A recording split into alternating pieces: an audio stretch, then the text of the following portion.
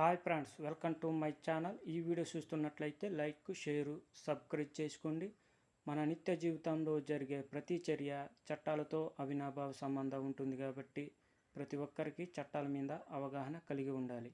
ఈరోజు అత్తగారు కోడలిపై domestic violence case వేయవచ్చా అంటే కేసు వేయవచ్చు. అంటే కోడలు అత్తగారిని తన బాగోగులు చూడకపోయినా, అంటే మంచంలో పట్టాక ఎప్పుడు చస్తావని కొంతమంది కోడళ్ళు తిట్టుకుంటూ ఉంటూ ఉంటారు. అలాంటప్పుడు అత్తగారు డొమెస్టిక్ వైలెన్స్ కేసు, అంటే గృహంలో జరిగే డొమెస్టిక్ వైలెన్స్ కేసు వేసుకోవచ్చు.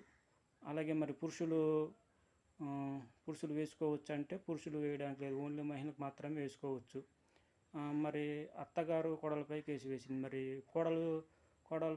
కోడలు అత్తగారికి పై కేసు డొమెస్టిక్ వైలెన్స్ కేసు వేసుకోవచ్చా అంటే వేసుకోవచ్చు. అంటే అత్తగారు కోడలను సరిగ్గా చూడకపోయినా కోడలు డొమెస్టిక్ వైలెన్స్ కేసు వేసుకోవచ్చు అనమాట.